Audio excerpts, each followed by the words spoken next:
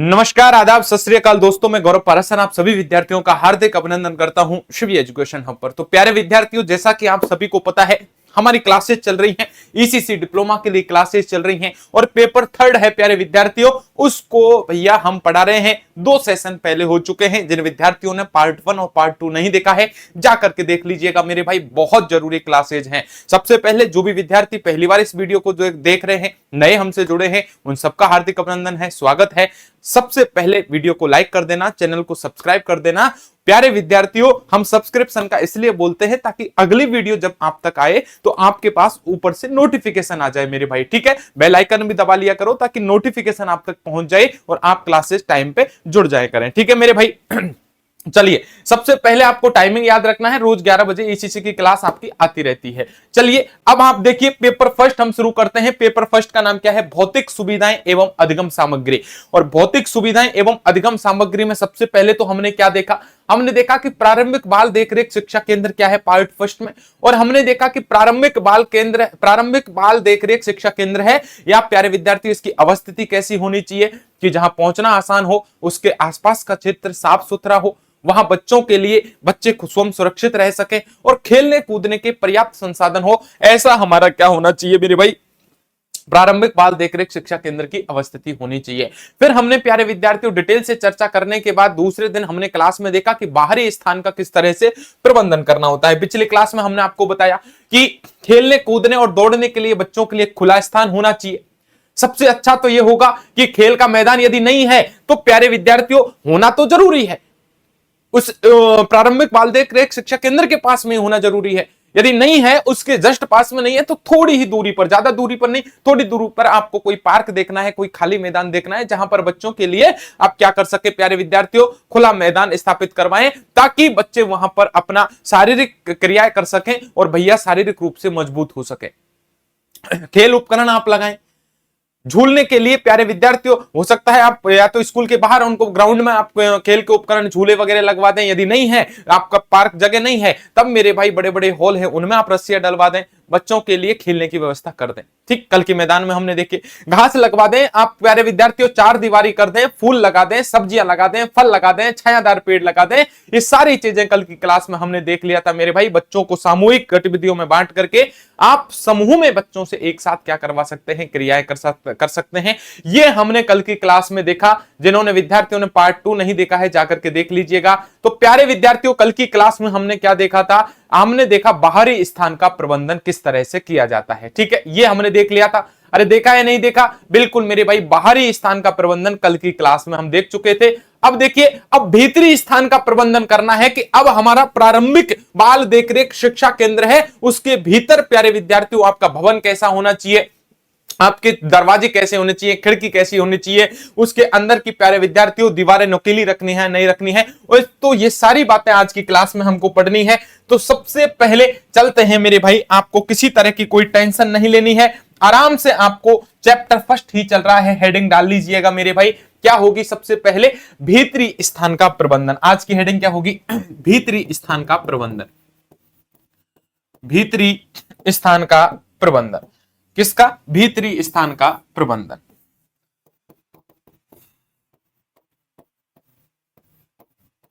भीतरी स्थान का प्रबंधन क्या है? भीतरी स्थान का प्रबंधन एक बार पूरी बातें सुन लीजिए। देखो, याद रखना, मैं पुनः आपसे कह देता हूं प्यारे विद्यार्थियों, इसकी पीडीएफ कहां मिल रही है आपको? सबसे पहले गूगल प्ले स्टोर पर आप जाएंगे, सीबी एजुकेशन हब एप्लीकेशन है, वहां आपको प्यारे विद्यार्थियों बाल वाटिका कोर्स दिखेगा, उसको डाउनलोड कर लीजिएगा, वहां पीडीएफ मिल जाएगी। सीबी एजुकेशन हब के नाम से हमारा टेलीग्राम है, वहां जाने के बाद प्यारे विद्यार्थियों टेलीग्राम को ज्वाइन कर लीजिएगा, वहां इन क्लासेज की आपको पीडीएफ मिल जाएगी। अब देखिए, भीतरी स्थान का प्रबंधन का मतलब क्या है, मेरी पूरी बातें सुन लीजिएगा विद्यार्थियों। आपको लिखने से ज्यादा बहुत जरूरी है बातों को समझना, और मैं फोकस करूंगा कि प्रत्येक विद्यार्थी जब हमारी बातों को ध्यान से सुनेगा तो परीक्षा में इन बातों से और ज्यादा बातें और सटीकता के साथ आंसर लिख पाएगा, अच्छे मार्क्स ला पाएगा। इसलिए आपसे निवेदन है कि एक एक बात को गहराई से समझते चलें। बिल्कुल पेन कॉपी सबको साइड में रखें, पहले एक बार समझना है, ठीक है, अपने जो भी कंसेप्ट है उनको क्लियर करना है ताकि आसानी से लैंग्वेज आप स्वयं भी बना सकते हैं। चलिए,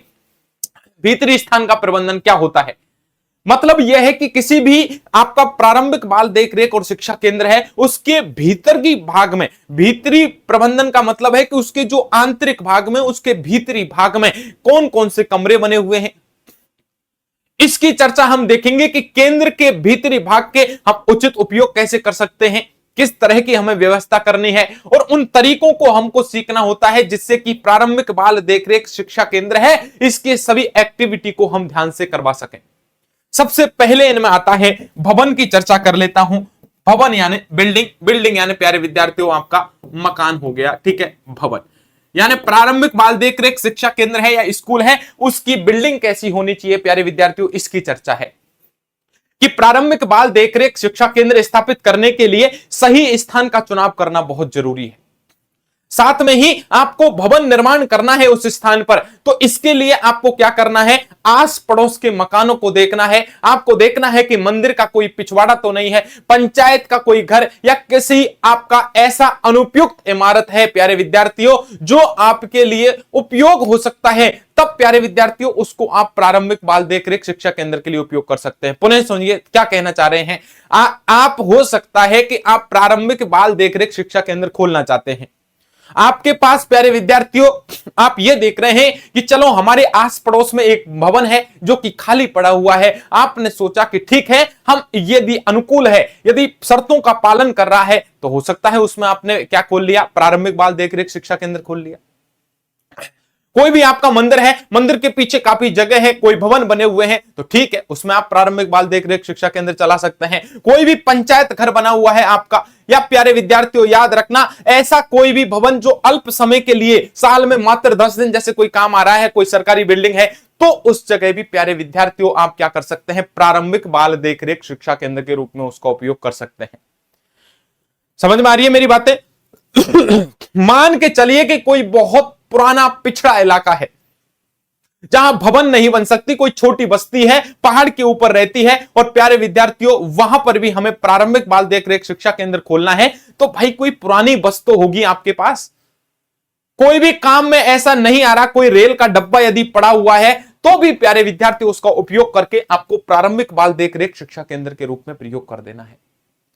लेकिन आपको याद रखना है, ऐसा करते समय इस बात की आपको सावधानी रखनी है कि डब्बों का उपयोग तो किया जा सकता है, किंतु ऐसा करते समय आपको सावधानी यह याद रखनी है कि ये ढांचे बच्चों के लिए सुरक्षित रहें। याद रखना, इतना ही नहीं, प्रारंभिक बाल देखरेख जो शिक्षा केंद्र है प्यारे विद्यार्थियों, उसमें भवन में आपके अनुसार क्या क्या होना चाहिए, जल्दी से आप मुझे एक बार बता दीजिए। भवन कैसा होना चाहिए, सबसे पहले एक बात बता दीजिए। भवन ऐसा हो जो सबके लिए सुगम हो। कैसा हो, कहने का मतलब क्या है, तात्पर्य क्या है? गुरुजी बात कुछ समझ में नहीं आई है। कहने का मतलब यह है कि कोई भी जरूरी नहीं है कि आप बच्चों के लिए जो प्रारंभिक बाल देखरेख शिक्षा केंद्र का निर्माण कर रहे हैं, इसके लिए बहुत मोटा पैसे की जरूरत है, बहुत ज्यादा पैसे की जरूरत है, ऐसा नहीं है। कोई भी मंदिर का पीछे वाला हिस्सा जो खाली रहता है, अक्सर वहां भी आप प्रारंभिक बाल देखरेख केंद्र खोल सकते हैं। आप कोई रेल का डब्बा है वहां भी खोल सकते हैं। ऐसा कोई सरकारी बिल्डिंग, पंचायत की कोई भवन प्यारे विद्यार्थियों जो साल में बहुत कम काम आता है, उस जगह भी आप प्रारंभिक बाल देखरेख शिक्षा केंद्र खोल सकते हैं। शर्त एक ही है कि ऐसी बिल्डिंग, ऐसा भवन आप चूज करें जो प्यारे विद्यार्थियों बच्चों के लिए सुरक्षित हो, उसमें किसी प्रकार की कोई दिक्कत नहीं हो और सभी के लिए सुगम रहे। यानी प्रारंभिक बाल देखरेख शिक्षा केंद्र, छोटे छोटे बच्चे उसमें आते हैं, हो सकता है उनमें से कुछ बच्चों की विशेष समस्या हो। मान के चले विशेष समस्या, जैसे कोई बच्चा है और वो बैसाखी के सहारे चलता है, वो बच्चा विकलांग बच्चा है, और याद रखना कोई भी पहिएदार कुर्सी का उपयोग करता है। जैसे मान के चले किसी बच्चे को मान के चले कि छोटी गाड़ी है, वो खड़ा नहीं हो सकता, कमर के नीचे से उसके क्या है, पोलियो है मेरे भाई, अपंग है, तब वो शिशु गाड़ी में आता है। तो ऐसी स्थिति में प्रारंभिक शिक्षा केंद्र भवन एक ऐसी जगह बनाना है जहां पर प्यारे विद्यार्थियों आपको सीढ़ियां भी हो और सपाट मार्ग भी हो, यानी सबके लिए सुगम हो सके। दूसरी बात, चौड़ी दरवाजे होने चाहिए, नीची खिड़कियां होनी चाहिए। ऐसा क्यों? मान के चलो कोई बच्चा है किसी गाड़ी में, शिशु गाड़ी में बैठ के आ रहा है, कोई पहिएदार कुर्सी पे चल के आ रहा है क्योंकि अपंग है, विकलांग है। ऐसी स्थिति में कुर्सी कमरों में प्यारे विद्यार्थियों आसानी से प्रवेश कर जाएगी यदि दरवाजे हमारे चौड़े होंगे तो। और खिड़कियां नीचे रखने का मतलब क्या है? यदि केंद्र के सभी कमरों की खिड़की यदि हमने नीचाई पर बना दी तो बच्चों को कमरों के बाहर देखने में सुविधा होगी। हम ये नहीं कह रहे कि खिड़की को नीचे बना दे और उसको खुला छोड़ दें, बच्चे घुस के अंदर से और प्यारे विद्यार्थियों बाहर की तरफ कूद जाएं, उनको हानि हो जाए, ऐसा नहीं है। हम ये कह रहे हैं बच्चों को खिड़कियां नीचे रखो, उनको जाली लगाइए, उनको सुरक्षित कीजिए, मजबूत कीजिए, ये बात ठीक है, लेकिन आपको दरवाजे चौड़े रखने हैं और खिड़कियां नीचे रखनी होती है। ऐसा करने से रूम में जो बच्चे जिस जगह स्टडी कर रहे हैं वहां पर्याप्त हवा आएगी, पर्याप्त सूर्य का प्रकाश पहुंचेगा प्यारे विद्यार्थियों, और बच्चे हैं वो आसानी से यहां पढ़ाएंगे, आसानी से पढ़ पाएंगे और उनका जो स्वास्थ्य है वो भी अच्छा रहेगा। दीवार है, मान के चलिए कोई भी आपकी बिल्डिंग है, कोई भी आपका भवन है, उस भवन में प्यारे विद्यार्थियों आपको याद रखना है ये कोई भवन है, ये कोई भवन है, ठीक। इस भवन में आपने अंदर जो रूम बना रखे हैं प्यारे विद्यार्थियों, अब आपको क्या करना है, इन रूम में प्यारे विद्यार्थियों छोटे छोटे रूम बने हुए हैं। अब यहां आपको जो ये दीवारों के जो कॉर्नर हैं, इन कॉर्नर को तिकोना नहीं करना है, इनको इस तरह से गोल कर देना है, यहां भी गोल, इधर से भी गोल करवा देना है। ये गोल क्यों करवा रहे हैं गुरुजी? इसलिए करवा रहे हैं ताकि बच्चे इन दीवारों पर, बच्चे तो आदत है खेलेंगे, और खेलेंगे तो इन दीवारों, यदि कॉर्नर है, किनारे हैं, तो वहां जाके टकराएंगे तो बच्चों का शरीर चोटिल हो जाएगा। इसलिए दीवारों के जो कोने हैं वो आपको गोल बनाने हैं। कैसे बनाने हैं? गोल कोने बनाने हैं ताकि हमारे सभी बच्चे क्या रहें, सुरक्षित रहें। तो उद्देश्य क्या है? क्योंकि प्रारंभिक बाल देखरेख शिक्षा केंद्र के निर्माण के लिए हमें कोई अधिक बजट की जरूरत नहीं है, हमें एक ऐसे तरीके अपनाने हैं जिनसे कम खर्चा आए और कम खर्चे में अधिक गुणवत्तापूर्ण हम बच्चों को सुरक्षा दे सकें, अधिक गुणवत्तापूर्ण शिक्षा दे सकें, बच्चों को अधिकतम सुरक्षा दे सकें। और प्यारे विद्यार्थियों, इसका शर्त, इसका बिल्कुल यह उद्देश्य नहीं है कि बच्चों के स्वास्थ्य से, बच्चों के जीवन के साथ हम कोई समझौता करें, यह इसका अर्थ नहीं होता है। मतलब हमें बच्चों को कम बजट में प्रारंभिक बाल देखरेख शिक्षा केंद्र उपलब्ध करवाना होता है, लेकिन बच्चों के साथ कभी भी गलत नहीं हो। प्यारे विद्यार्थियों, हमें कभी रिस्क नहीं लेनी है कि कोई जर्जर बिल्डिंग है, ऐसा नहीं है उस जर्जर बिल्डिंग को आप प्रारंभिक शिक्षा केंद्र के रूप में बना दें, ऐसा कभी भी संभव नहीं होगा। ठीक है, तो इतनी बातें मेरी समझ में आई या नहीं आई, जल्दी से मुझे बता दो। तो भवन, इसको थोड़ा सा आप शॉर्ट में कर लेंगे मेरे भाई, ताकि एक एक बात आपको समझ में आ जाएगी। पुनः प्रत्येक विद्यार्थी से मैं निवेदन करता हूं, आपको सारी बातें समझ में आएंगी, बस आप नोट्स बनाते रहें आराम से, किसी भी प्रकार की कोई टेंशन चिंता आप नहीं करें, एक एक बात आपको यहां से समझ में आने वाली है। ठीक है भाई, अब देखिए, सबसे पहले आपको तो याद रखना है कि प्रारंभिक बाल देखरेख और शिक्षा केंद्र, ठीक है, के लिए आवश्यक नहीं है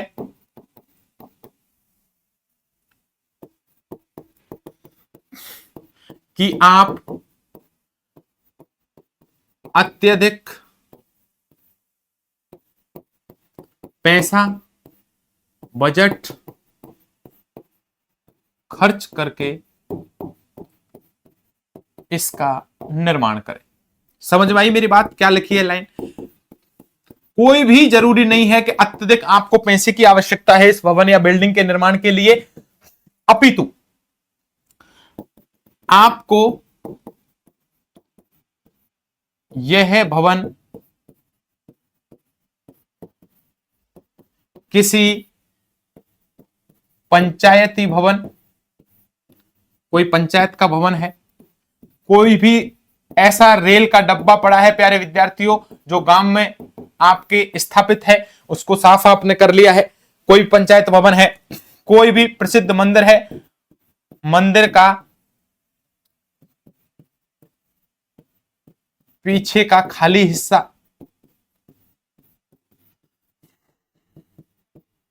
ठीक, आपको यह भवन किसी पंचायती भवन या रेल का डब्बा या मंदिर का कोई भी पीछे का आपका खाली हिस्सा है प्यारे विद्यार्थियों, या पड़ोस का खाली घर, पड़ोस का खाली घर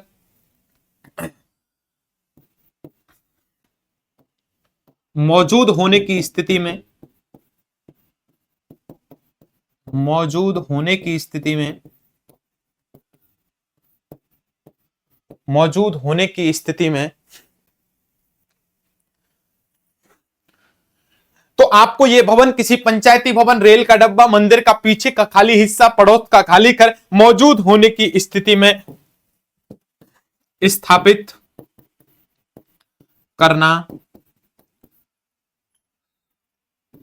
सर्वोत्तम होगा। ठीक, इसका मतलब क्या है? इसका मतलब है कि आप कोई भी रेल का डब्बा है, पंचायती भवन है, मंदिर का पीछे का खाली हिस्सा है, कोई भी पड़ोस का घर है, वहां आप ये भवन है, ये प्रारंभिक बाल देखरेख शिक्षा केंद्र प्यारे विद्यार्थियों आप यहां स्थापित कर सकते हैं। लेकिन साथ ही आपको क्या करना है? नोट करके लिख लेना है प्यारे विद्यार्थियों, याद रखना। नोट लिख के आपको क्या करना है प्यारे विद्यार्थियों? नोट करके आपको यह लिखना है कि प्रारंभिक बाल देखरेख व शिक्षा केंद्र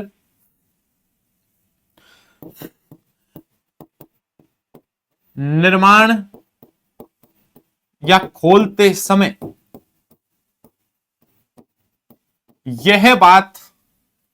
यह अवश्य ध्यान रखा जाए, यह अवश्य ध्यान रखा जाए कि भवन बच्चों के जीवन के लिए पूर्णतः सुरक्षित व महफूज हो। समझ में आ रही है मेरी बात? ये क्या है? ये बात प्यारे विद्यार्थियों किसी पुस्तक में नहीं लिखी है, आपको ये बातें खुद बना के लिखनी है, अपने दिमाग से लिखना है, अपने विवेक से लिखना है कि सर जी बिल्कुल आपने एकदम सही कहा है, एकदम करेक्ट आपने कहा है। बात क्या है कि प्रारंभिक बाल देखरेख शिक्षा केंद्र आपको ऐसी जगह नहीं खोलना है जहां बच्चों के जीवन से संबंधित उनको चुनौती आ जाए। जैसे कि एक एग्जाम्पल दे देता हूं, मान लीजिए मेरे पड़ोस में एक बिल्डिंग है और बहुत पुरानी बिल्डिंग है प्यारे विद्यार्थियों, अब वर्तमान में जर्जर स्थिति में है लेकिन खाली है। मैंने कहा कि चलो कोई दिक्कत नहीं है, पैसा भी नहीं लगेगा, बच्चों के लिए प्रारंभिक बाल देखरेख शिक्षा केंद्र खोल देते हैं। नहीं प्यारे विद्यार्थियों, नहीं। क्या बच्चों का प्रारंभिक बाल देखरेख शिक्षा केंद्र उनके जीवन से महत्वपूर्ण हो पाएगा? कभी नहीं हो पाएगा प्यारे विद्यार्थियों, क्योंकि वो जर्जर बिल्डिंग यदि गिर गई, वो पुरानी बिल्डिंग यदि गिर गई तो बच्चों का तो जीवन ही समाप्त हो जाएगा। ये हमको नोट करके लिखना है कि प्रारंभिक बाल देखभाल शिक्षा केंद्र या निर्माण करते समय या खोलते समय अवश्य ध्यान रखा जाएगा कि भवन बच्चों के जीवन के लिए पूर्णतः सुरक्षित हो, महफूज हो। ऐसा ही हमें क्या करना है प्यारे विद्यार्थियों? प्रारंभिक बाल देखरेख शिक्षा केंद्र खोलना है। दूसरी बात, भवन सभी के लिए अनुकूल हो। दूसरी बात है भवन सभी के लिए अनुकूल हो। अनुकूल का मतलब क्या है? इसका मतलब क्या है प्यारे विद्यार्थियों? सबसे पहले मुझे बताओ, भवन सभी के लिए अनुकूल हो, इसका तात्पर्य क्या है?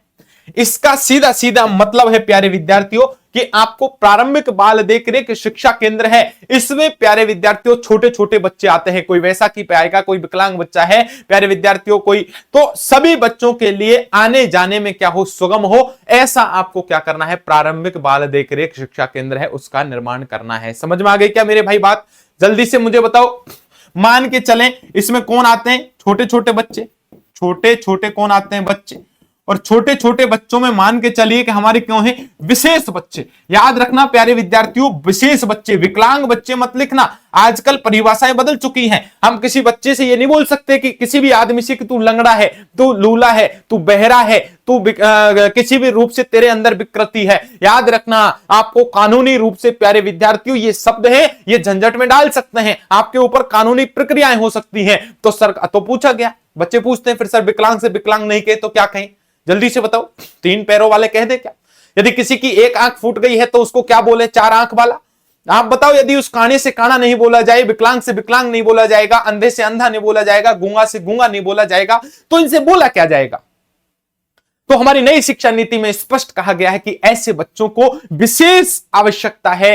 प्यारे विद्यार्थियों, ऐसे बच्चे विशेष बच्चे हैं जिनको विशेष एफर्ट हमको डालना है, चाहे शिक्षा का क्षेत्र हो, चाहे सामाजिकता का क्षेत्र हो, किसी भी क्षेत्र में ऐसे बच्चों को निर्बल या कमजोर बच्चे नहीं समझना है। ये छोटे छोटे बच्चों में विशेष बच्चे भी हैं, स्पेशल बच्चे भी हैं। मान के चलो कोई बच्चा है, विकलांग बच्चा है, कोई भी आपका प्यारे विद्यार्थियों आपका ऐसा बच्चा जो कि मानसिक रूप से विमंदित है, यानी सामान्य बच्चे से थोड़ा सा भी डिफरेंट बच्चा हुआ, तो अब हम उसको विशेष बच्चा बोलेंगे। क्या बोलेंगे? विशेष बच्चे। तो छोटे छोटे बच्चे हैं हमारे प्यारे विद्यार्थियों, और इन छोटे छोटे बच्चों में भी क्या है, कुछ विशेष बच्चे भी शामिल हैं। इनके लिए प्यारे विद्यार्थियों, सभी के लिए, तो इन सभी के लिए भवन तक पहुंचना आसान व सुलभ होना चाहिए। आसान व सुलभ होना चाहिए। कैसे होगा? जैसे कि मान के चले, एग्जाम्पल आपको यहां पर लिख देना है। एग्जाम्पल में आपने लिख दिया है प्यारे विद्यार्थियों, जैसे कि एग्जाम्पल आपने लिख दिया कि कोई भी आपका विकलांग बच्चा है, तो भवन में आपको क्या करना है प्यारे विद्यार्थियों, भवन में आपको सीढ़ी भी लगानी है कि कुछ बच्चे सीढ़ियों से चल सके। और सीढ़ी के साथ साथ प्यारे विद्यार्थियों आपको याद रखना, जो बच्चे किसी गाड़ी के सहारे आ रहे हैं, बैसाखी के सहारे आ रहे हैं प्यारे विद्यार्थियों, तो आपको सपाट मार्ग, जिसे रैंप बोलते हैं, सपाट मार्ग इसको बोलते हैं रैंप। रैंप का भी क्या हो, निर्माण किया जाना चाहिए। इतनी बात समझ में आ गई क्या? जल्दी से मुझे बता दो। बच्चों के लिए, हमें सभी के लिए सुगम प्यारे विद्यार्थियों मार्ग हो, भवन सभी के लिए अनुकूल हो, तो प्यारे विद्यार्थियों आपको क्या करना है, इन बातों का ध्यान रखना है। भवन में और कौन कौन सी बातें याद रखनी है, भवन में और कौन सी बातें याद रखनी है, वो मैंने आपको समझा तो पहले ही चुका हूं, एक बार लिखवा देता हूं कि भवन के दरवाजे चौड़े वे खिड़कियां कम ऊंचाई पर हों। अब इसमें आराम से आप पढ़े लिखे प्यारे विद्यार्थी हैं, इसमें आप आराम से 1-2 पेज नहीं 10-20 पेज आराम से बना करके अपने हिसाब से लिख सकते हैं। अब ये बातें आखिर ऐसे लिख कैसे रहे, आराम से बना लीजिए। ऐसा क्यों जरूरी है? आराम से आप लिख सकते हैं प्यारे विद्यार्थियों कि जो शिशु गाड़ी है, पहिएदार कुर्सी है, वो आराम से हमारी क्या कर सकती है। यदि दरवाजे चौड़े हैं, मान के चलो दरवाजे चौड़े क्यों रखवाए, इसलिए प्यारे विद्यार्थियों ताकि भवन के जो कमरे हैं, इनमें विशेष बच्चे अपनी शिशु गाड़ी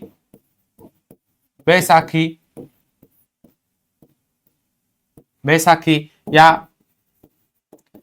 विशेष उपकरणों के साथ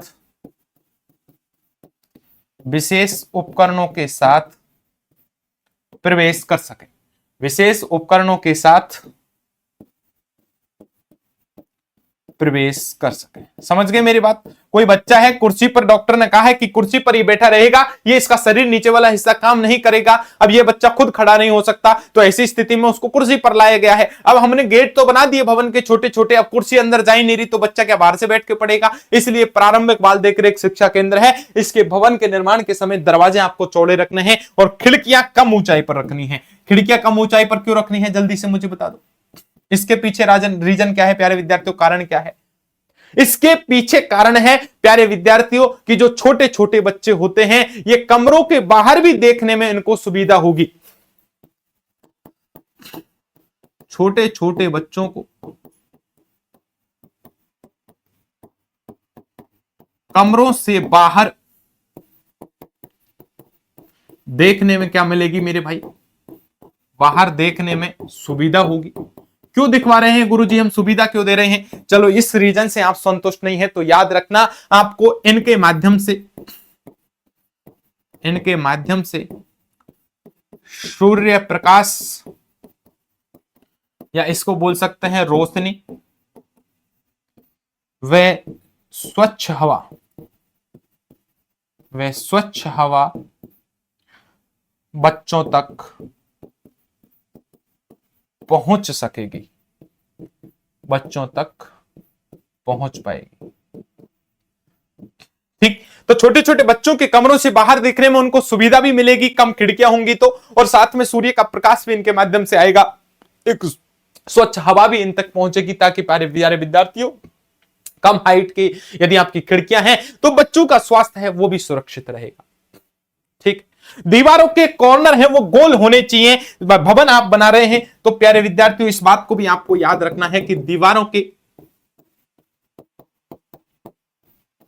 दीवारों के जो किनारे हैं वो गोल बनाने हैं। क्या बनाने हैं आपको? गोल बनाने हैं।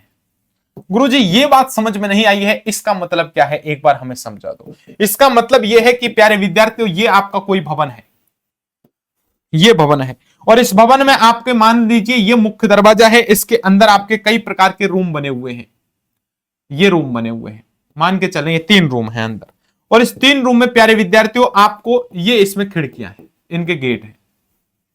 अब आपको यदि ये किनारे रखने हैं तब प्यारे विद्यार्थियों इन किनारों की जो आपको गोलाई रखनी है, ये किनारे आपको इस तरह से रखेंगे तो बच्चे इनमें जाके टकराएंगे, और टकराएंगे तो उनके सर फूटेगा, किसी का हाथ टूटेगा, किसी के भैया याद रखना भयंकर चोट लगेगी। इसलिए उन्होंने कहा इन किनारों को क्या कर दो मेरे भाई, इस तरह से गोलाई से कर दो ताकि बच्चे चोटिल न हो।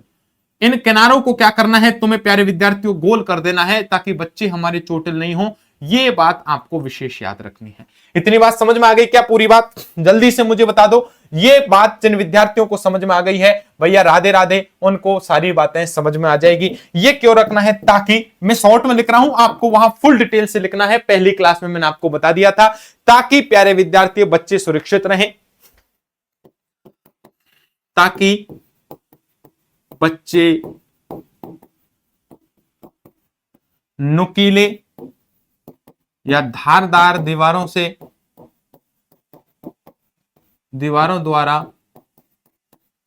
चोटिल ना हो। ठीक, वे सभी बच्चे सुरक्षित भी रहें, सभी बच्चे क्या रहें? सुरक्षित रहें। इस बात को और भी प्यारे विद्यार्थियों बड़ा चढ़ा के लिखना है। याद रखना मैंने पहले कह दिया था, आपका जो एग्जाम पेपर ले रहा है वो एक दादी ले रही है, उसको पूरी बातें स्पष्ट करके बतानी है, खोल खोल के बतानी है, सारी चीजें एक एक चीजें समझा के आपको लिखना है। दीवारों में गोल कॉर्नर होने चाहिए प्यारे विद्यार्थियों। इतना ही नहीं, प्रारंभिक बाल देखरेख शिक्षा केंद्र के निर्माण की तरफ अब हम चल लेते हैं। हमने भवन की चर्चा कर ली है। अब देखिए भवन कैसा होना चाहिए। सबसे पहले हमने क्या देखा? भीतरी स्थान का प्रबंधन हम पढ़ रहे हैं। सबसे पहले भवन देखा है कि प्रारंभिक बाल देखरेख शिक्षा केंद्र के लिए आवश्यक है कि आप अत्यधिक पैसा या बजट खर्च नहीं करें प्यारे विद्यार्थियों। कोई भी आवश्यक नहीं है कि बहुत ज्यादा पैसा लगाना है। तो क्या करें? कोई भी पंचायत का भवन है, कोई भी रेल का डब्बा है, कोई मंदिर के पीछे का हिस्सा है, कोई पड़ोस का घर है, उस स्थिति में आपको वहां पर क्या कर लेना है? प्रारंभिक बाल देखरेख शिक्षा केंद्र खोल लेना है।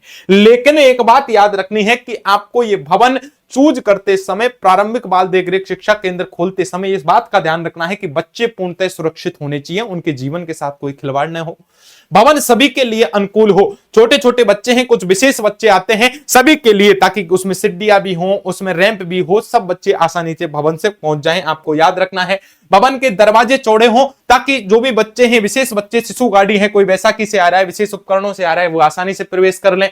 खिड़कियां कम ऊंचाई पर होगी तो सूर्य का प्रकाश आएगा, रोशनी आएगा, बच्चे बाहर देख पाएंगे। ये प्यारे विद्यार्थियों एक अच्छे भवन की क्या है? निशानियां हैं। चलिए अब आगे आपको याद रखना है कि प्रारंभिक बाल देखरेख शिक्षा केंद्र का जो निर्माण है उसके लिए अधिक बजट उपलब्ध करने की कोई जरूरत नहीं है। हमें ऐसे तरीके अपनाने हैं ताकि कम खर्चा हो और अधिक गुणवत्तापूर्ण हमें क्या दे सके? बच्चों को सुरक्षा दे सकें, शिक्षा वहां पर दे सकें। याद रखना। तो आपको क्या करना है प्यारे विद्यार्थियों? आपको याद रखना है, नोट करके यहां पर लिख लीजिए, नोट करके लिख लीजिए, नोट।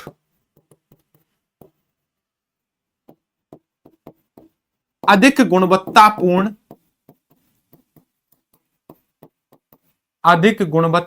शिक्षा व सुरक्षित स्वास्थ्य को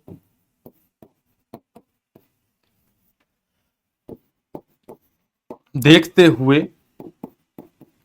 अधिक गुणवत्तापूर्ण शिक्षा और सुरक्षित स्वास्थ्य को देखते हुए आप क्या कर सकते हैं प्यारे विद्यार्थियों?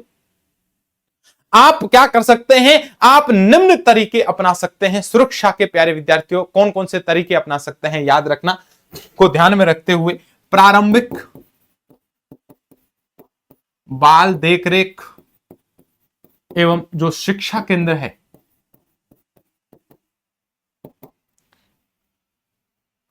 के लिए निम्न कदम उठा सकते हैं। कौन से, जल्दी से बताओ, कौन से कदम हैं जो आप उठा सकते हैं प्यारे विद्यार्थियों, एक बार बता दीजिए। मान के चलिए कि आपको अधिक गुणवत्तापूर्ण आपको स्वास्थ्य देना है, शिक्षा देना है, प्रारंभिक बाल देखरेख शिक्षा केंद्र खोलनी है, तो किन किन बातों का आपको ध्यान रखना है। सबसे पहले तो जो स्थानीय समुदाय है उनसे प्यारे विद्यार्थियों आपको याद रखना है, सामग्री इकट्ठा करने के लिए और अच्छे स्थान का चुनाव करने के लिए आपको अनुरोध कर देना है। अरे वहां जो लोग रह रहे हैं उनको तो पता ही होगा कि ये बिल्डिंग कितनी पुरानी है, ये बिल्डिंग गिर सकती है नहीं गिर सकती। उनसे पूछिए कि यहां पर प्रारंभिक बाल देखरेख शिक्षा केंद्र हमको खोलना है, तो हम एक ऐसी जगह हमें बता दीजिए जहां पर हम प्रारंभिक बाल देखरेख शिक्षा केंद्र खोल सकें। तो पहला पॉइंट क्या हो गया, स्थानीय समुदाय से सामग्री इकट्ठा करने के लिए भी अनुरोध कर सकते हैं और अच्छे स्थान के चयन के लिए भी आप क्या कर सकते हैं, अनुरोध कर सकते हैं। कौन सा, सबसे पहले स्थानीय जो वहां लोकल लोग रह रहे हैं उन समुदाय, जो स्थानीय समुदाय है उस स्थानीय समुदायों से सामग्री इकट्ठा करने के लिए, साथ में प्यारे विद्यार्थियों आपको याद रखना स्थान का चुनाव करने के लिए, स्थान के चुनाव हेतु आप क्या ले सकते हैं, सुझाव ले सकते हैं, आप क्या कर सकते हैं, अनुरोध कर सकते हैं, अनुरोध कर सकते हैं। समझ में आ रही है मेरी बात, मैं क्या कह रहा हूं। आप स्थानीय समुदाय से सामग्री इकट्ठा कर सकते हैं, आप अच्छे स्थान का चुनाव के लिए उनसे क्या कर सकते हैं, अनुरोध कर सकते हैं। साथ में ही निर्माण कार्य के लिए स्थानीय रूप से आपको उपलब्ध कम लागत वाली सामग्री चूज करनी है। जैसे कि मान लो कोई भी मिट्टी है, कोई भी पत्थर चाहिए आपको भवन निर्माण के लिए, कोई बांस की आवश्यकता है, तो प्यारे विद्यार्थियों ऐसी स्थिति में आपको याद रखना है कि यह सामग्री सस्ती पड़ेगी और जो स्थानीय जो आपके मौसम है उसके अनुसार प्यारे विद्यार्थियों आपकी होगी। तो याद रखना प्यारे विद्यार्थियों, आपको निर्माण भवन के लिए आपको कम लागत वाली सामग्री चाहिएगी। मान के चलें कि अपने स्थानीय समुदाय की मदद नहीं ली, आप कोई प्रारंभिक बाल देखरेख शिक्षा केंद्र खोल रहे हैं और वहां के स्थानीय लोगों को पता है कि यहां मौसम कैसा रहता है, कहां से आपका पत्थर जो होगा वो सस्ता आएगा, कहां से आपकी बजरी सस्ती आएगी, कहां से बांस इत्यादि है ये सस्ते आएंगे। तो ऐसी सामग्री न केवल आपको सस्ती पड़ेगी इनकी मदद से, वरन स्थानीय मौसम के अनुकूल भी होती है, याद रखना। तो आपको याद रखना है स्थानीय समुदाय की जो सामग्री है ये भी आपकी मदद करेगी। और प्रारंभिक बाल देखरेख शिक्षा केंद्र के निर्माण के लिए स्थानीय समुदाय की सहायता लेकर वहीं से आप कोई मजदूर ले सकते हैं, कोई भी बढ़ई ले सकते हैं, कोई भी कारीगर ले सकते हैं और निर्माण भवन में ले सकते हैं। प्यारे विद्यार्थियों, तो सामग्री में कौन कौन सी चीजें आ गई हैं, जल्दी से मुझे बता दो। अब आपसे कोई पूछ ले, इसी को बड़ा चढ़ा के लिखना है, भवन में आपको सामग्री की जरूरत है। और ये सामग्री कौन कौन सी है, जल्दी से मुझे आप बता दीजिए। ये सामग्री दो टाइप की है आपकी, और ये दो टाइप की सामग्री कौन कौन सी है। सबसे पहले तो आपको बोल देते हैं कि आपको कोई भी भवन के निर्माण के लिए कोई भी मिट्टी की आवश्यकता है, कोई भी आपको भवन की आवश्यकता है, सॉरी भवन नहीं, मिट्टी की आवश्यकता है, पत्थर की आवश्यकता है, मान लीजिए आपको बांस की आवश्यकता है, मान लीजिए आपको सीमेंट की आवश्यकता है। प्यारे विद्यार्थियों, मान लीजिए आपको कोई भी बजरी की आवश्यकता है, ठीक। तो इन सब में प्यारे विद्यार्थियों स्थानीय लोग आपकी मदद करेंगे। दूसरी तरफ आपको यह भी बात याद रखनी है प्यारे विद्यार्थियों कि आपको कोई भी मजदूर है, कोई भी मजदूर है, कोई भी बढ़ई है, कोई भी प्यारे विद्यार्थियों कारीगर है, कोई आपका प्यारे विद्यार्थियों इंजीनियर है,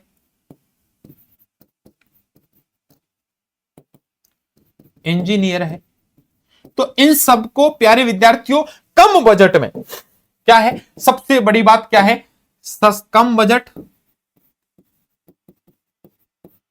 प्लस आसानी से कम बजट प्लस आसानी से उपलब्ध करने के लिए प्यारे विद्यार्थियों आपको स्थानीय समुदाय की मदद लेनी ही पड़ती है। यानी स्थानीय समुदाय आपकी मदद करेगा। किसमें मदद करेगा? सामग्री इकट्ठा करने के लिए। सामग्री भी दो प्रकार की है, एक तो भवन के लिए मिट्टी, पत्थर, बांस, सीमेंट, बजरी, और एक आपके उसके लिए मजदूर, बढ़ई, कारीगर, इंजीनियर। ये सब सस्ते होंगे यदि आपने स्थानीय समुदाय की क्या ली? मदद ली। प्यारे विद्यार्थियों याद रखना, और जो जगह है उस जगह का चुनाव करने के लिए भी स्थानीय जो समुदाय है वो आपकी मदद करेगा। एक बात आपको ये बात याद रखनी है। क्या यहां तक मेरी बातें समझ में आ रही हैं क्या? जल्दी से मुझे एक बार बता दीजिए प्यारे विद्यार्थियों। वीडियो को लाइक जरूर कर देना, चैनल को सब्सक्राइब कर लेना, ताकि आगामी वीडियो है उनका नोटिफिकेशन आप तक पहुंच जाए। स्क्रीनशॉट ले लो जो प्यारे विद्यार्थी स्क्रीनशॉट लेते हैं, वरना PDF CB education hub application पर आपको मिल जाएगा। गूगल प्ले स्टोर से हमारा एप्लीकेशन डाउनलोड कर लेना। सीबी एजुकेशन हब के नाम से हमारा टेलीग्राम चैनल भी है, वहां जाकर के भी आप भैया इसको ज्वाइन कर सकते हैं। आप टेलीग्राम पर आपको ये पीडीएफ एज इट इज मिल जाएगी। फर्श कैसी होनी चाहिए प्रारंभिक बाल देखरेख शिक्षा केंद्र की? सामान्यतः जमीन की सतह से फर्श की ऊंचाई 1 फुट होनी चाहिए, याद रखना। माना आपने प्रारंभिक बाल देखरेख शिक्षा केंद्र खोल दिया, अब उसकी हाइट इतनी ऊपर रख दी कि एक छोटा बच्चा है उस हाइट पर चढ़ ही नहीं सकता, या ऊपर फर्श पे से गिर गया नीचे तो हाथ पैर टूट गए, उसकी गर्दन टूट गई। प्यारे विद्यार्थियों ऐसे भी चोट नहीं पहुंचनी चाहिए। तो इस भवन की फर्श कैसी होनी चाहिए? जमीन से 1 फुट ऊंची होनी चाहिए।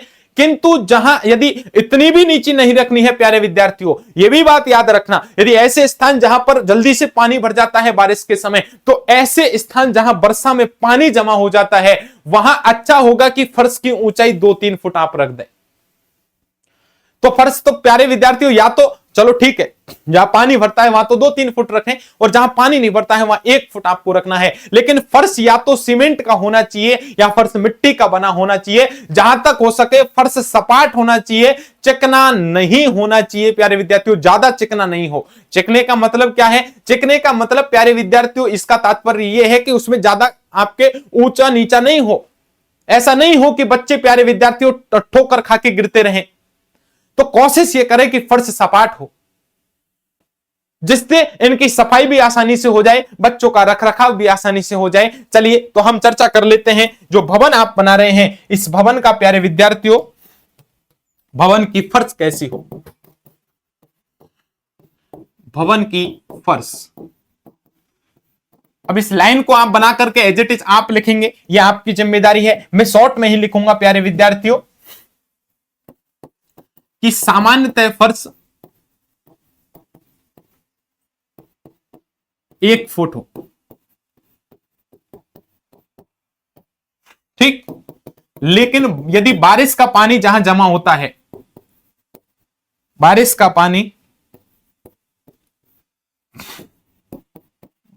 पानी जमा होने वाले स्थान पर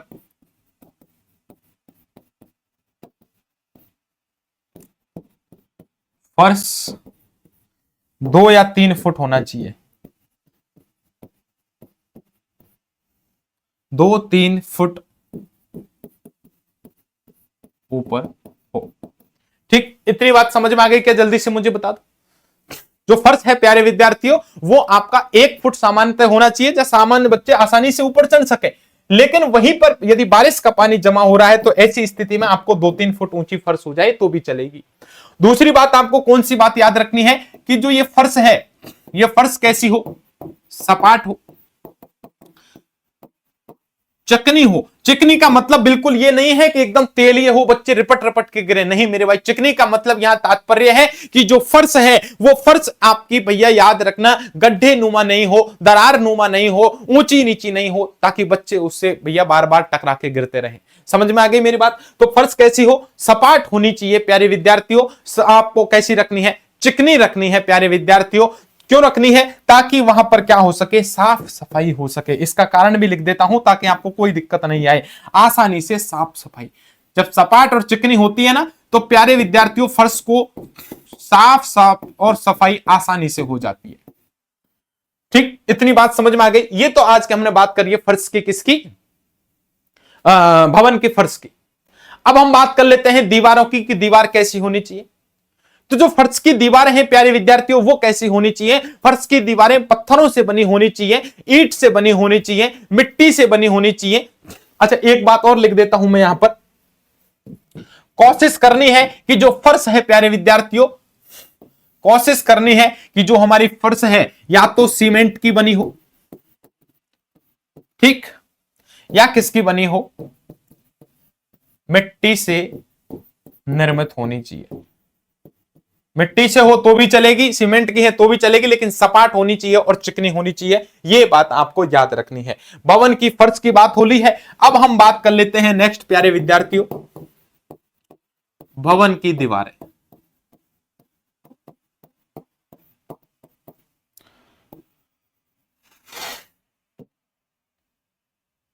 भवन की दीवारें, अब आप मुझे बता दो भवन की दीवारें कैसी होनी चाहिए। यानी दीवारें प्यारे विद्यार्थियों पत्थर से निर्मित हो, ईंटों से निर्मित हो या मिट्टी से निर्मित हो, प्यारे विद्यार्थियों आपकी चलेगा, कोई तरह की दिक्कत नहीं है। अब गर्म मौसम वाले इलाके हैं, मान के चलो जहां पर गर्मी बहुत भयंकर पड़ती है, ऐसे इलाकों में हमें कच्ची दीवारें हैं जो अच्छी रहती हैं। याद रखना, पुनः कान खोल के सुनना। ऐसी जगह जहां भयंकर गर्मी पड़ती है वहां प्रारंभिक बाल देखरेख शिक्षा केंद्र खोलना है तो दीवारें हैं हमको कच्ची रखनी है, मिट्टी की रखनी है, ताकि अंदर आपका ठंडक बनी रहे प्यारे विद्यार्थी। दूसरी बात, ऐसा क्यों कह रहे हैं? ऐसा इसलिए भी कह रहे हैं कि यदि गर्म मौसम होगा, गर्म इलाका होगा तो आंधी भी चलेगी, तूफान भी चलेगी। तो प्यारे विद्यार्थियों ऐसी स्थिति में आपको याद रखना है बच्चे हैं वो सुरक्षित रहेंगे। पुनः दूसरी बात क्या कह रहा हूं, मान के चलो ऐसा इलाका है जहां भयंकर आंधियां आती हैं, जहां भयंकर बाढ़ वाले इलाके बन जाते हैं, ऐसी स्थिति में आपको प्रारंभिक बाल देखरेख शिक्षा केंद्र खोलना है। तब वहां जो दीवारें हैं ऑब्वियसली बात है सीमेंट की बनानी है, क्योंकि जब बाढ़ आएगा तो भैया मिट्टी तो आसानी से ढह जाएगी, भयंकर तूफान आएगा तो कच्चे हैं घर जल्दी गिर जाते हैं। इसलिए आपको प्यारे विद्यार्थियों सीमेंट वाली दीवारें कहां अच्छी रहेंगी वो भी बात आपको याद रखनी है। तो दो बातें याद रखनी है, दो बातें ये दीवारें हैं। सबसे पहले मैं स्पष्ट कर देता हूं कि दीवारें दो तरह की, एक तो कच्ची दीवारें,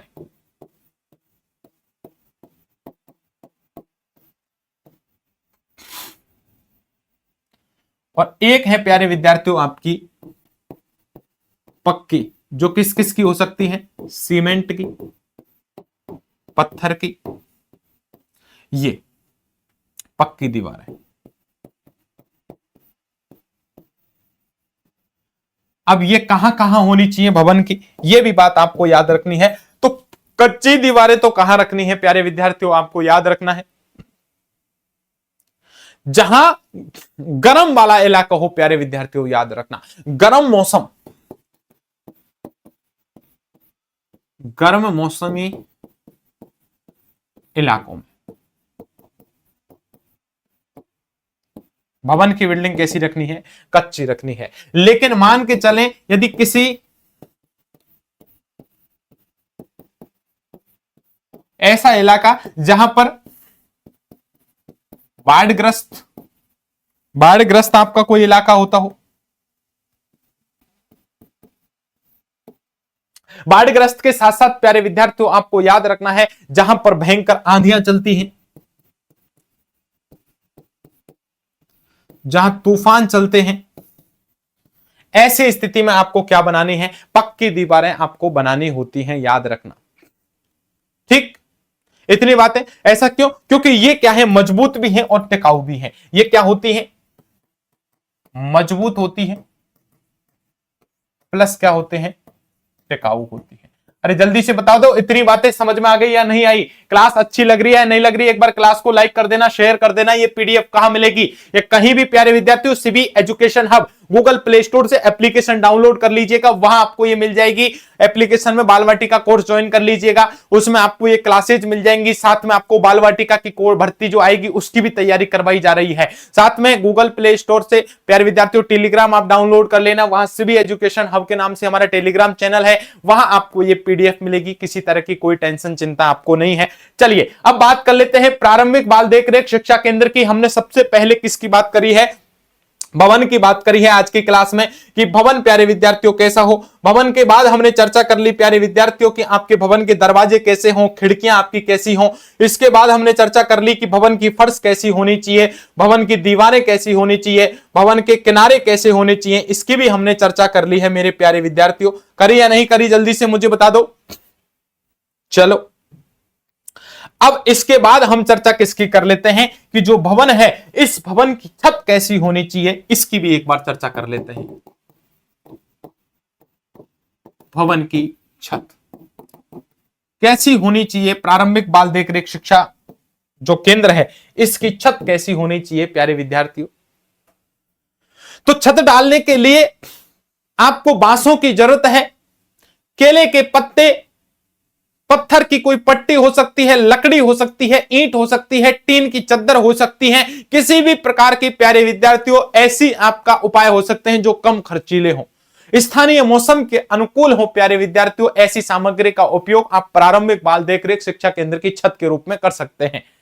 जिन इलाकों में मान के चलो तूफान ज्यादा आता है, तो वहां आपको जो छत है उनके निर्माण में अधिक सावधानी बरतनी होगी। इसका मतलब वहां आपको जो छत डालनी है वो मजबूत आपको डालनी होगी, बस याद रखना। छत प्यारे विद्यार्थियों, इसका अर्थ बिल्कुल ये नहीं है कि छत प्यारे विद्यार्थियों आपकी कीमती हो। छत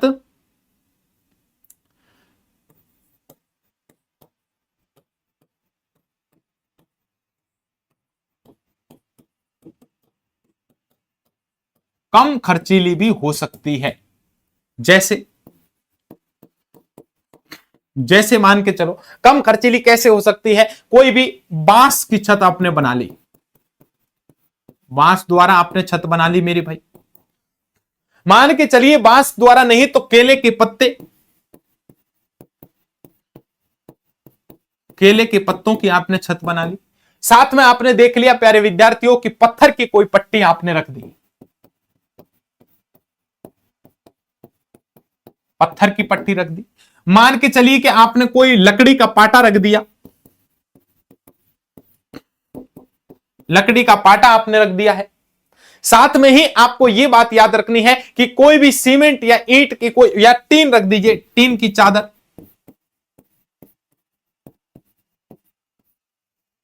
या पक्की दीवार, पक्की छत या पक्की सीमेंट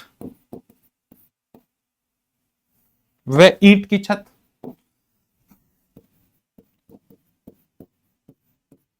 ईंट की छत हो सकती है। लेकिन आपको एक बात याद रखनी है, कोई दिक्कत नहीं है, भवन की छत आप केले के पत्तों की रखो, बांस की रखो, पत्थर की रखो, लकड़ी की रखो, कुछ भी रखो, लेकिन आपको आगे लिख देना है लेकिन किंतु परंतु एक बात जो विशेष आपको याद रखनी है, ये छत प्यारे विद्यार्थियों मजबूत होनी चाहिए, बच्चों के लिए खतरनाक नहीं होनी चाहिए। लेकिन ये छत स्थानीय मौसम के अनुकूल, स्थानीय मौसम के अनुकूल तथा बच्चों के लिए सुरक्षित होना अनिवार्य है। समझ में आ गई मेरे भाई बात। मान के चलिए ऐसी जगह आपका कोई प्रारंभिक बाल देखरेख शिक्षा केंद्र है जहां पर भयंकर आंधियां आती हैं और आपने वहां पर प्यारे विद्यार्थियों आपने टिन डाल दी है, टिन की छत डाल दी है और आंधी आई, भयंकर तूफान आया और टिन को उड़ा करके ले गया और टिन कोई टूट करके किसी बच्चे के ऊपर गिर गई तो बच्चे तो चोटिल हो जाएंगे। इसलिए स्थानीय मौसम आपको देखना है, बच्चों का जीवन आपको देखना है, उसको ध्यान में रखते हुए आप भवन की छत का निर्माण करें। हाँ, कोई जरूरत नहीं है कि अधिक आप पैसा लगाएं, कम पैसे में कम खर्चीली आपकी हो तो भी चलेगी विद्यार्थियों, कोई तरह की दिक्कत नहीं है। लेकिन छत का निर्माण आपको स्थानीय मौसम के अनुकूल और बच्चों के जीवन के अनुकूल आपको बनाना। जल्दी से बताओ इतनी बातें समझ में आई या नहीं आई? प्रत्येक विद्यार्थी को यहां तक बात समझ में आई है नहीं आई है, एक बार जल्दी से मुझे बता दीजिए। ये बातें यदि आपके समझ में आ गई हैं तो किसी प्रकार की कोई भी दिक्कत आपको नहीं है। प्यारे साथियों, मैंने कोशिश करी है कि एक एक चीज आपको स्थानीय प्यारे विद्यार्थियों बहुत ढंग से समझाई जाए, एक एक आपके कंसेप्ट क्लियर करते हुए चले जाएं। फिर भी आपने यदि ढंग से नहीं समझा है तो एक बार और समझ लीजिए। आपने पुरानी वीडियो जाके नहीं देखी है तो देख लीजिएगा। आज हमारा पार्ट जो पेपर 3 है, इसका पार्ट 3 ये चल रहा है। पार्ट 1 और पार्ट 2 है वो आपको अपलोड कर दिए गए हैं, उनको एक बार देख लीजिएगा। आज हमने देखा कि प्रारंभिक बाल देखरेख शिक्षा केंद्र के स्थान का प्रबंधन करना है तो भवन के लिए प्यारे विद्यार्थियों अधिक पैसा बजट करना आपका जरूरी नहीं है। कोई भी गांव में पंचायत भवन है, रेल का डब्बा है, मंदिर का पिछला भाग है, कोई भी प्यारे विद्यार्थियों पड़ोस का खाली घर है, ऐसा जो आपका कोई भी पंचायत का ऐसा भवन जो साल में बहुत कम दिन काम आता है, उनको आप क्या कर सकते हैं, उपयोग में ले सकते हैं और वहां प्रारंभिक बाल देखरेख शिक्षा केंद्र खोल सकते हैं। शर्त एक ही है, ये ध्यान रखना है कि वो भवन जर्जर नहीं हो, टूटा फूटा नहीं हो, बच्चों के जीवन के लिए नुकसानदायक नहीं हो, इस बात का याद रखना है। दूसरी बात, भवन सबके लिए अनुकूल हो। जब बच्चे छोटे छोटे बच्चे तुम्हारे प्रारंभिक बाल देखरेख शिक्षा केंद्र में आ रहे हैं तो प्यारे विद्यार्थियों वहां तुम्हें सीढ़ियां भी रखनी है। उन समस्त बातों का ध्यान रखना है कि एक जब बच्चा आएगा तो साथ में एक विशेष बच्चा भी आएगा, उसके साथ विकलांग बच्चा भी आएगा, तो वो भी आसानी से आपके प्यारे साथियों, कोई जैसे मान के चलें कोई बच्चा है, कोई शिशु गाड़ी लेके आया है, कोई आपकी बैसाखी लेके आया है, तो सभी बच्चों के लिए वहां पहुंचने के लिए सीढ़ी हो, सपाट मार्ग हो, आसानी से बच्चे मार्ग तक पहुंच सके।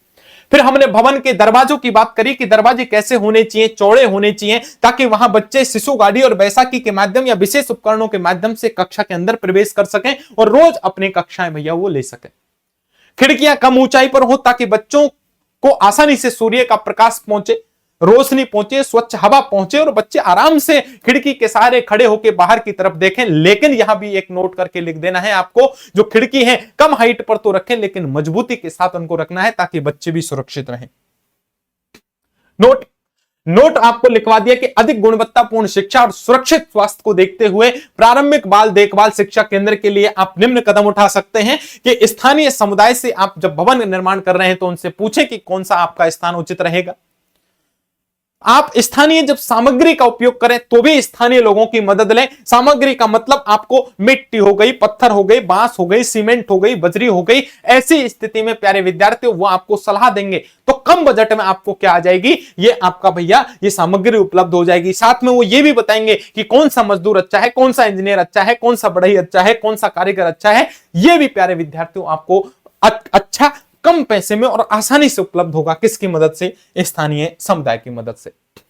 फिर चले थे कि भवन की फर्श की चर्चा कर लेते हैं। फर्श सामान्यतः 1 फुट ऊंचा हो, लेकिन जहां पानी भरता है, बाढ़ का पानी पहुंचता है, वहां आपका 2-3 फीट ऊंचा आपका क्या हो प्यारे विद्यार्थियों, फर्श हो। फर्श साफ सपाट और चिकना होना चाहिए ताकि साफ सफाई आसानी से हो जाए और यह फर्श कोशिश करनी है कि मिट्टी या सीमेंट से निर्मित होना चाहिए।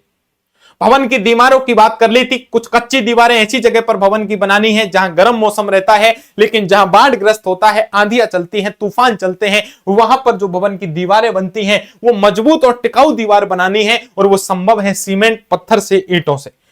फिर है दीवारों के किनारे कैसे होने चाहिए, गोल होने चाहिए ताकि बच्चे इन धारदार दीवारों से चोटिल नहीं हो, सभी बच्चे सुरक्षित रहें। हमने भवन की छत की चर्चा करी कि छत कम खर्चीली हो, बांस, केले के पत्थर, कोई भी लकड़ी, पत्थर, टीन आप किसी से भी बनाइए लेकिन स्थानीय मौसम के अनुकूल बनाइए। आप बच्चों के जीवन को सुरक्षित रखते हुए आपको इस छत का निर्माण करना है। तो प्यारे विद्यार्थियों, आज की जो एक क्लास हमने ली है, इस क्लास में हमने देखा प्यारे विद्यार्थियों कि आपका प्रारंभिक बाल देखरेख जो शिक्षा केंद्र है, इस प्रारंभिक देखरेख शिक्षा केंद्र में बाहरी स्थान का आपको प्रबंधन किस तरह करना है, ये पूरी बात आपको समझ में आ गई थी, अब आराम से आ गई होगी। अब अगला जो कल की क्लास होगी प्यारे विद्यार्थियों, उस कल की क्लास में इससे आगे हम पढ़ेंगे पुनः साथियों, एक एक बातें आपको समझाएंगे, कोई तरह की दिक्कत आपको आएगी नहीं, आपसे प्रॉमिस कर दिया। तो प्यारे विद्यार्थियों, आपसे ये प्रॉमिस हमने कर दिया है कि आपका न केवल बाल बाटिका, देखो पुनः सुन लीजिए, काम की बात बता देता हूं आपको। आपने यदि ईसीसी डिप्लोमा कर लिया है, जिन विद्यार्थियों ने ईसीसी डिप्लोमा है ये कर लिया है, दोनों के लिए काम की बातें बता देता हूं। ऐसे विद्यार्थी जिन्होंने ईसीसी डिप्लोमा एक तो कर लिया है, ये इधर आ जाओ, कर लिया, अप्लाई कर दिया, चल रहा है, वो सब विद्यार्थी इस कैटेगरी में है। जिन्होंने नहीं किया और करना चाहते हैं, इच्छा बना रहे हैं, मन बना रहे हैं, वो इस कैटेगरी में है। अब एक एक बातें कान खोल के सुन लीजिए मेरे भाई, दोनों के लिए आज मैं काम की बातें बता देता हूं। सबसे पहले जिन विद्यार्थियों ने अप्लाई कर दिया है उनको क्या करना है, उनको तैयारी शुरू कर देनी है। किसकी तैयारी शुरू कर देनी है?